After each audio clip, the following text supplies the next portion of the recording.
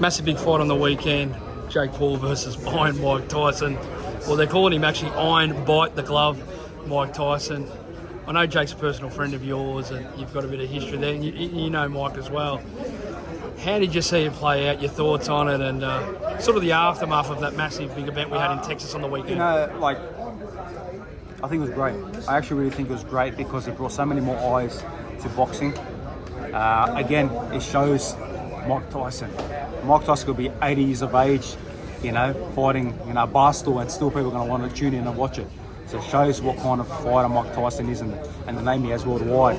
But again, we also have Jake Paul, who's, you know, what an entertainer, what a guy who's taken it definitely serious and bringing so many eyes to boxing and bringing so many eyes to, you know, bringing so many eyes to, you know, the sport, new eyes. And Netflix again getting involved and, you know, bringing this broadcast, you know, brand new broadcast is amazing. And I think it was great. I think great for the undercard, great for obviously, you know, everyone a part of it. And I think we're going to see more and more of it. Co-main event, Amanda Serrano versus Katie Taylor. Katie Taylor, however you want to call it. First off, how did you see the first fight when they did it in Madison Square Garden? And the second fight was very controversial. You know, in my opinion, Serrano won the second fight. First one could have been a draw. How did you feel that went down? Very, very close fight. Obviously, first fight was extremely close. Second fight, again, extremely close. Do you give it to Serrano, the second one? Or was it a draw? Or? As I'm watching it, I did fall into commentary as well. The commentary were persuading a lot of what Serrano does. Serrano's done amazing work, and I think she's amazing, and Katie Taylor was amazing as well. And I think fighting with that cut was incredible. Shout out to my guy Mike Basil, who I spoke to after the fight, and he's done a tremendous job. He's done what a job, with me as well, with my big cuts in my career. It was a great fight, and again, yes, commentary sometimes does persuade a little bit the way people see it. It's happened to me in the past, but it was so close. You know, Serrano had that work rate. Katie Taylor landed some great shots there and did throw, you know, some nice clean shots. You know, I don't want to sit here and say who won, who should have won, who didn't win. You know, it's great for women's boxing, great for both of them making, you know, unbelievable paydays, securing their family and you know, putting themselves on a global stage. So respect to both of them. I know them both as well, and you know, I'm a fan. Not only I was former undisputed and world champion and done some big things in my career and still continue to do big things. I'm a fan of both them girls, and that's a hard thing for a pro fighter who's been in this game so long to be a fan of women boxing.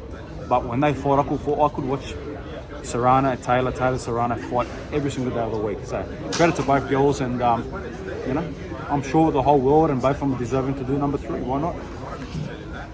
Straight after that event, we had a big event over in Saudi. A couple of fights that were in your new division and a couple of fights that were in your old division. Barboza, obviously, in his fight was victorious. Sepeda, I want to talk about Sepeda and Farmer. Sepeda went down. He came back. He sort of came over the top of Tevin Farmer. Your thoughts on that fight? And what I'm trying to get into is the question is Sepeda versus Shakur. They think it could happen next. Did we see some holes in Sepeda on the weekend that we'd never seen before? Look, it was great to watch, obviously, both divisions. Obviously, I'm now at 140. Feel much, much better at 140. I don't have to drain myself anymore. Well, that was the Barboza Ramirez. I know Barboza personally. Speak with him, you know, here and there, and I think you know, he deserved the win. Of course, he boxed great. Again, I know Jose Ramirez as well. I used to spar Jose back in the wildcard days, so I know both guys. Barboza, you know, won the fight, and I think he deserves his title shot. I think he's sitting at number 1. I think he deserves a shot. You know, he did a fantastic job. Credit to him. 135, Zepeda, Farmer, another great fight. Farmer, you know, looked tremendous, sharp, knocked him down, stuck with him, showed his defense, and again, Farmer's a hell of a fighter, and again, Zepeda's got that work rate where he throws so many punches and puts his head and sits on you. So, you know, yes, did he exploit him a little bit? Did he show weaknesses and holes in Zepeda? Yeah, we saw it.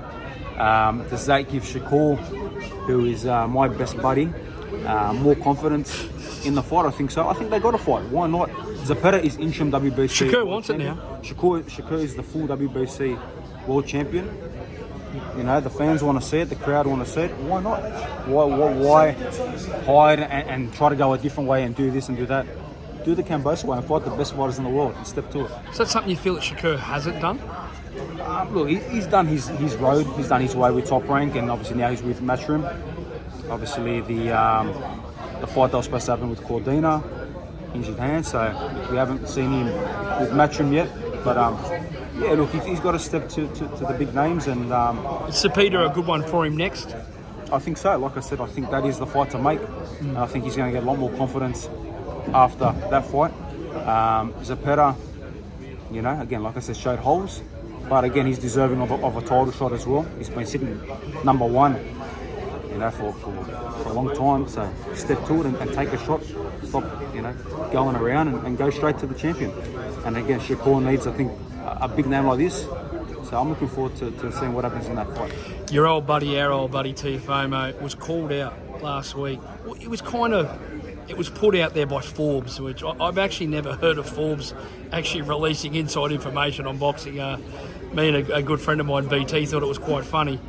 Teofimo shut it down straight away. There's no negotiations between him and Devin Haney fighting at all. But I'm going to get to this question. This 140-pound landscape, where do you see yourself fitting into it? First up, and then obviously you're going to probably fight early next year, and then 2025. Who? I know you'll fight anyone. I know some people would like to. George, can you not fucking want to try and fight anyone? But where do you see yourself, and who would you want to fight first of the big names? For us, will Teo first? Hang on. Will Teo fight Haney next? I'm not sure. I'm really not sure. Obviously, we saw the article that came out. Was it just Fugazi? Probably clickbait. I don't know. You know, if they're going to fight, good. Why not? Well, you're connected to this because you've beaten one, and you've been unsuccessful slightly just in the second one against Devin. How would that go? Again, it's a very, very interesting fight. Very styles make fights. You know, Devin's got that sharpness, that movement, that way that he works. You know, his long jab. But then again, we've got also Lopez, who's very explosive, and you know he's got that solid power. So we have to wait and see. You know, I think personally, you know, Devin can beat him. He's that good. But again, it's hard after what we saw with the Ryan fight. That's so fresh in people's head. And you know, I love Devin. You know, after we fought, a lot of respect for him. But again, I think for him, he's got to come back, look good against whoever he fights, and then go into maybe that fight.